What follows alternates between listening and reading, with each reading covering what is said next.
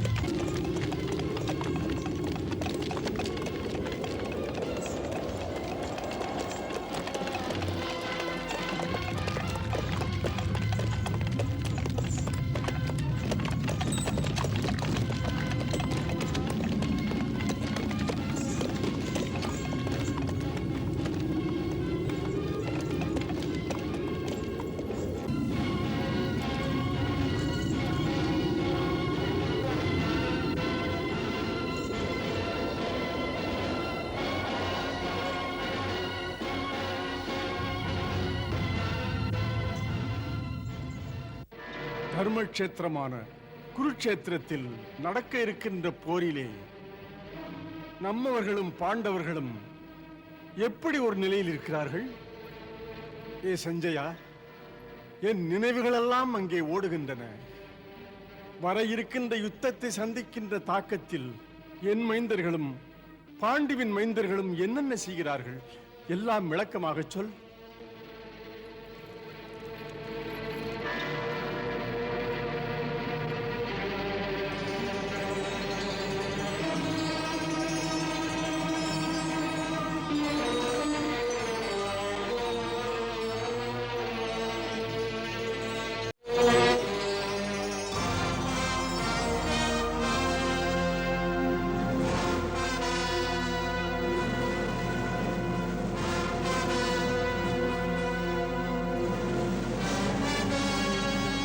ஏ கேசவா, பகைவர் சேனையை நான் அருகில் சென்று பார்க்க வேண்டும். என் தேரை இரு அணிகளுக்கும் நடுவே நிறுத்துங்கள். அதை பார்க்க வேண்டுமா? அந்த துரியோதனனுக்கு வெற்றியை பெற்றுத்தர அனைவரும் குழுமி இருக்கிறார்கள். அந்த பெரியோர் யார் என்று அறிய வேண்டுமா? ஆம் கேசவா, பார்த்தன் அதை காண விழைகிறேன். செல்லுங்கள், என் ரதத்தை இரு அணிக்கும் நடுவில் நிறுத்துங்கள்.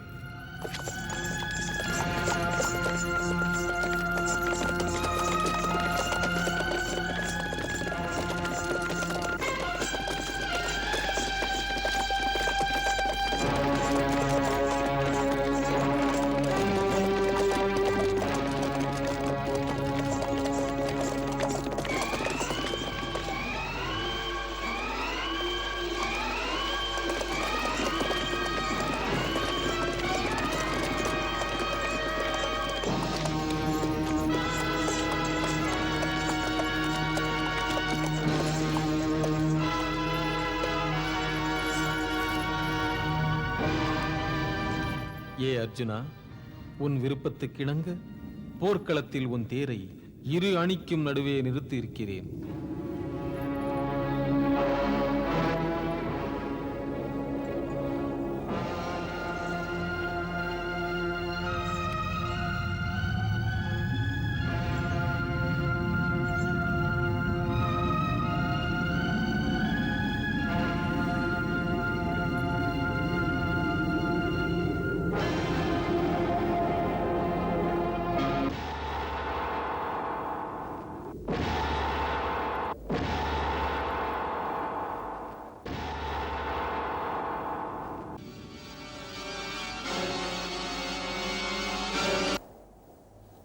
அன்பு, பாசம், உறவு என்ற மாய வலையில் சிக்கிய அர்ஜுனன் நடுங்கினான், தளர்ந்தான். அவன் நா வறண்டது, கண் இருண்டது, நாடித் துடிப்பே நின்றுவிடும் போல் இருந்தது. தன்னம்பிக்கை அவனை விட்டு வெகு தூரம் சென்று விட்டது. வீரம் இருக்க வேண்டிய நெஞ்சிலே அச்சமும் அறியாமையும் குடிகொண்டது. இந்த சமயம் யோசிப்பதற்கல்ல, யுத்தம் செய்வதற்கு.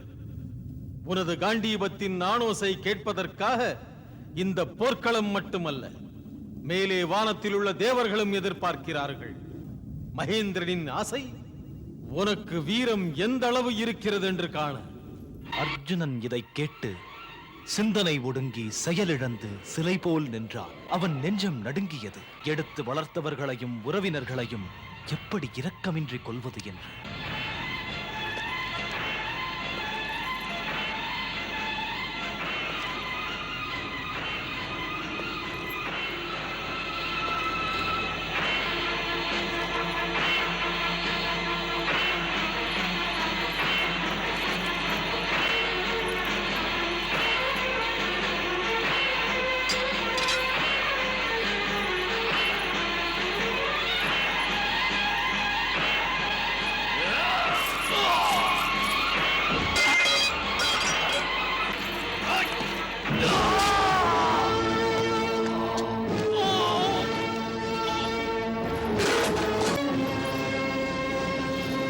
அர்ஜுனா!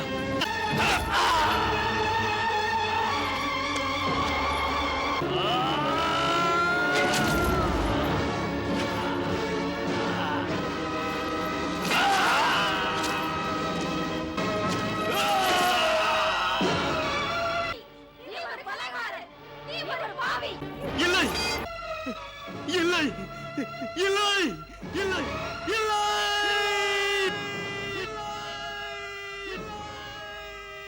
இல்லை கிருஷ்ணா, இல்லை. மற்றவரை கொல்ல என் மனது இடம் தரவில்லை. பந்துக்களை கொன்றதாக நான் சொப்பனம் கூட காணவில்லை. கிருஷ்ணா, பாசமுள்ள சொந்த பந்தங்களை எப்படி கொல்ல முடியும்? என்னால் எப்படி கொல்ல முடியும்? அந்த பிதாமகர் என் பொருட்டு பாசத்தை, நேசத்தை கங்கை வெள்ளமாக பெருக்கினார். அந்த பிதாமகரை நான் அம்பு முனையால் தாக்கி தரையிலே சாய்க்க எப்படி முடியும்? பதறுகிறது என் நெஞ்சமே பிதாமகருக்கு தீங்கு செய்வதற்கு. அப்படி செய்ய என் மனம் இடம் தராது, இடம் தராது. பார்த்தா, இன்னமும் சொந்தமென்றே நினைக்கிறாய்.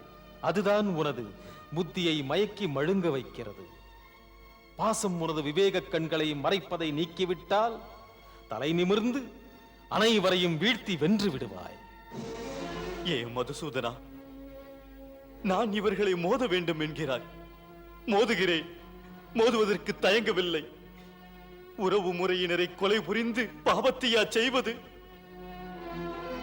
ஏ கிருஷ்ணா, உனக்கும் தெரியும், யுத்தம் வந்து மோதுவதாலே ஜனங்களின் வாழ்க்கையே பாதிக்கிறது. அழிவின் பயங்கரத்தாலே அன்பும் அறமும் பண்பும் பாழாகின்றது. அச்சமும் மோசங்களும் மனித உடல்களை பீடிக்கின்றது. எப்படி பார்த்தாலும் என்னை ஏதேதோ சிந்தனைகள் சுடுகின்றன. உயிர்களை அழிக்கின்ற காரணத்தால் வாழ்க்கையின் நிலைகளே தடுமாறி போகிறது. கோபத்துக்கிடம் தரும் காரணத்தால் நல்ல குலங்கள், குணங்கள் நசித்து போய் விடுகின்றன. இனி போராட மாட்டேன், மாட்டேன், போராட மாட்டேன்.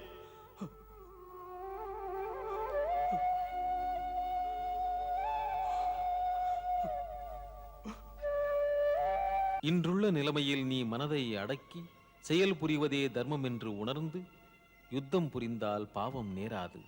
நீ என்ன சொல்கிறாய் கேசவா? யுத்தம் செய்வதால் பாவம் நேராதா? யுத்தம் புரிவதால் எத்தனை உயிர்கொலைகள், எண்ணற்ற உயிர்களின் அழிவு. அப்படி இருக்க அந்த பாவத்திலிருந்து எப்படி மீள? எப்படிப்பட்ட செயலையும் நிஷ்காம கர்மயோக நிலையில் நின்று செய்தால் உனக்கு பாவமும் சேராது, புண்ணியமும் சேராது. நிஷ்காம கர்மயோகமா? ஆ, நிஷ்காம கர்மயோகம். இது புதுமையாக இருக்கிறது கேசவா. பாழும் புத்தி இன்னமும் புரிந்து கொள்ளவில்லையே. ஏனெனில் உன்னுடைய புத்தியின் மீது இப்போது வரை பற்று என்ற திரை போடப்பட்டிருக்கிறது. நிஷ்காம கர்மயோகத்தில் நான் சொல்லப் போவது அதன் மூலவேர் பற்றற்ற நிலை என்பதில்தான் ஆதாரப்பட்டிருக்கிறது. அர்ஜுனா, இந்த நிராசக்தி யோகத்தை புரிந்து கொண்டால் உன்னுடைய வாழ்வில் பூரண அமைதியை பெறுவாய். ஏ மாதவா, இந்த யோக சாதனைக்குரிய வழிகள் என்ன? அதற்குரிய முறைகள் என்ன? அந்த சாதனைக்கு 1000 வருடங்கள் தவம் செய்ய வேண்டிய அவசியமில்லை. அந்த சாதனைக்கு ஒரே கணநேரம் போதுமே. அது போதுமா? ஆ, ஒரே கணப்பொழுது. அந்த கணப்பொழுதிலே மனிதன் தன் மன நடவடிக்கையே மாற்றிக்கொள்கிறானே.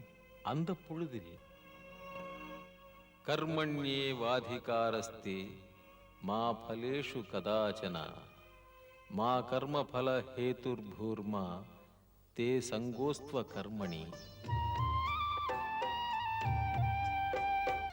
ஏ அர்ஜுனா, பணி செய்யும் விருப்பம்தான் மனிதன் கையில் இருப்பது. அதன் பலன் மனிதன் பிடியில் இல்லை. அது எப்படி? புரியும்படி சொல்கிறேன். பார்த்தா, நீயாக ஒரு காட்சியை கற்பனை செய். ஒரு செல்வந்தரின் முன்னால் மிக்க மணமுள்ள சாப்பாடு வைக்கப்பட்டிருக்கிறது. தங்கத் தாம்பாளத்தில் சூடும் சோயும் உள்ள கறிவகைகள்.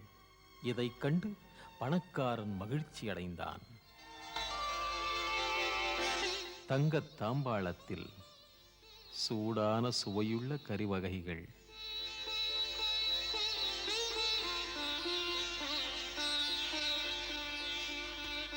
அதைக் கண்டு செல்வந்தன் மகிழ்ச்சி அடைந்தான்.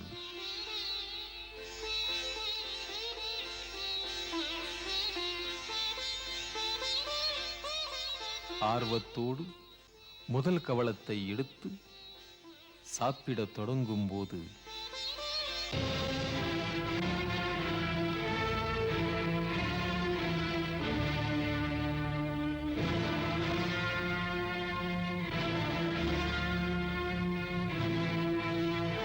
பார்த்தாயா பார்த்தா, அவர் நினைத்தது வேறு, ஆனால் கை கெட்டியது வாய் கெட்டவில்லை.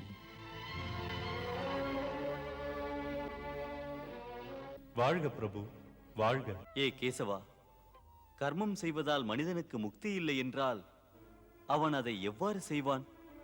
அந்த பாவ புண்ணியத்திலிருந்து மீள்வது எப்படி?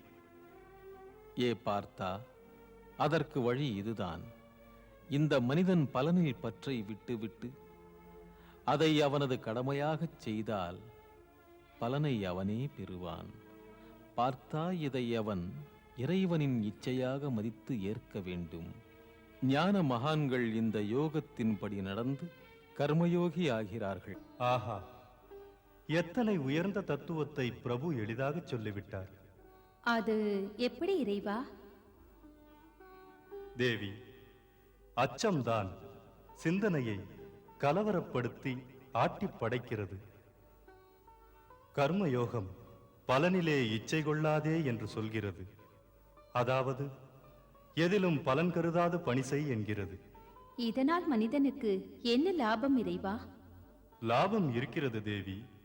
கர்மயோகம் சித்தத்தை தெளிவித்து பயத்திலிருந்து விடுவிக்கிறது. ஏ பார்த்தா, இறைவனிடம் அர்ப்பண உணர்வுடன் செயல்படும் கர்மங்கள் பலனை எதிர்பார்த்துச் செய்யும் கர்மங்களை விட அளவற்ற உயர்வுடையது. ஞானமுள்ளவன் கர்ம பலனின் பற்று வைக்காமல் சம உணர்வுடன் காரியங்களை புரிகிறான். அதோடு பாவ புண்ணியம் எனும் நினைவுகளிலிருந்து விடுபடுகிறான். பார்த்தா, நீயும் மனத்தெளிவு பெற்று விடுபடு. சம உணர்வுடன் செயல்படத் தொடங்கு. யோகஸ்த குரு கர்மாணி சங்கம் த்யக்த்வா தனஞ்சய சித்ய சித்யோ சமோ பூத்வா சமத்வம் யோக உச்யதே. ஈடில்லை பிரபு, இதற்கு ஈடில்லை. தேவி, பிரபுவின் அமுத மொழிகளை கேட்டு நீயும் உன்னை மறந்தாயா? மகேஸ்வரா, அந்த அமுத வாக்குகளை செவியார கேட்கும் போது உடல் மனம் இரண்டும் ஆனந்த களிப்பில் ஆழ்ந்து அமைதி பெறுகிறது. தேவி, நான் பெற்ற இன்பம் பெருக இவ்வையகம் என்று சொல்வது போல் இருக்கிறது. பாவம் அந்த அர்ஜுனனை அங்கு பார்.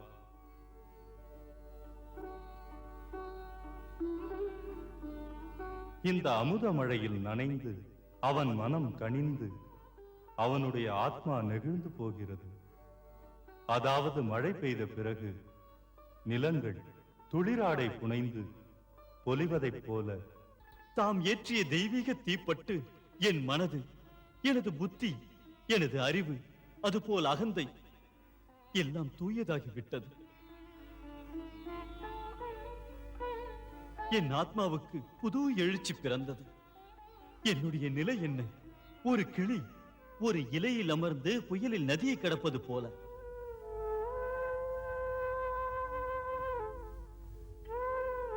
அதுபோல பேரருள் மிக்க தமது அன்பு பிடியில் அமர்ந்து இந்த விரிந்த பவக்கடல் மீது செல்கின்றேன். கண்ணா, எப்படி சாகும்போது மனித உடல் ஆத்மாவை விட்டு ஒதுங்கிச் செல்கிறதோ அப்படி போல இப்போது பார்த்தனின் விருப்பங்கள், பார்த்தனின் ஆசைகள் பரந்தாமா என்னை விட்டு ஒதுங்குகின்றன. உமது பேரொளியின் ரேகைகள் பட்டு தெளிவு பெற்றேன். இப்படி ஒரு மாற்றம் நிகழும் என்று எதிர்பார்க்கவில்லை. எங்கு நோக்கினும் ஒளி வெள்ளம் பாய்கிறது. பார்த்துக் கொண்டிருக்கிறேன். இந்த கணம் பார்த்தா நீ ஒரு பேரொளியில் பிறந்த ஒளி. அன்பனே, உன்னை என் திவ்ய ஒளியினால் பிரகாசிக்கச் செய்தேன். குறுகிய ஆசை, கோணல் விருப்பங்கள் உன் மனதுக்குள் இனி இல்லை. ஏ பிரபு, இப்போதும் கூட என் விருப்பங்கள் போகவில்லை. என்ன நீ சொல்வது அர்ஜுனா? இப்போது என் நெஞ்சில் ஒரே விருப்பம் இருக்கிறது, உன்மீதல்ல. ஏ அர்ஜுனா, அது என்ன விருப்பம்? அது எனது பேரொளியின் சக்தி சாம்பலாக்காது. தமது தரிசனம். பார்த்தா எனது முழு வடிவத்தையும் கண்டாய் அல்லவா? கண்டேன் மாதவா. இப்போது நான் தமது சம்பூர்ண ரூபத்தை தரிசிக்க வேண்டும். அண்டமனைத்துக்கும் இறைவனே, தமக்கு என் மீது பற்று இருந்தால் பார்த்தனின் இந்த இறுதி ஆசையை பூர்த்தி செய்யுங்கள். ஏ பார்த்தா, பிரியமுடன் எப்போதும் நண்பன் அல்லவா? பார்த்தா, உனது விருப்பத்தை அவசியம் நான் நிறைவேற்றுவேன். பிரிய நண்பனே, என் விராட ரூபத்தின் தரிசனத்தை காண இப்போது உள்ள கண்களுக்கு சக்தி இல்லை. ஏ அர்ஜுனா, உன் பார்க்கும் விழிகள் அத்தனை ஆற்றல் பெற்றதல்ல. அந்த விழியின் மூலம் என் முழுமையான திவ்ய சொரூபத்தை பார்க்க. பார்த்து நின்ற இவன் மிகச் சிறியவன். அவனுக்கு நண்பரே, உமது இதயக்கடல் சிறியதல்ல. கையேந்தி வந்த எளியவனின் சிறிய கரத்தைக் கண்டு தம் மனம் இறங்காதா? அணுவிலிருந்து அகண்டமானவரே, பார்த்தனுக்கு பார்வையை தாருங்கள், விராட ரூபத்தை நேரில் காண.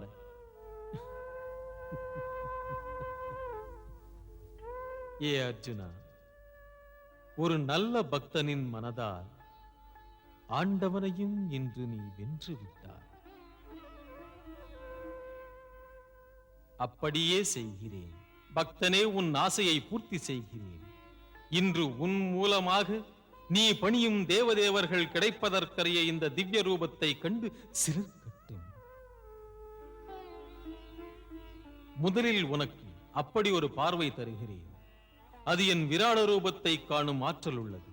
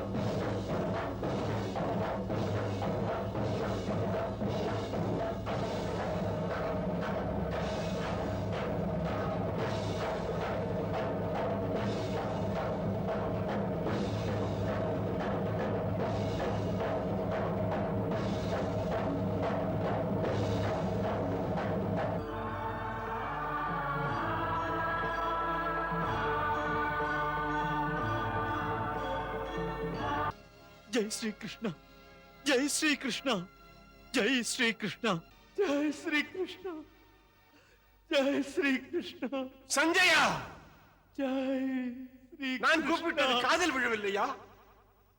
மன்னா, என் பிறவி பயன் பெற்றுக் கொண்டிருக்கிறது.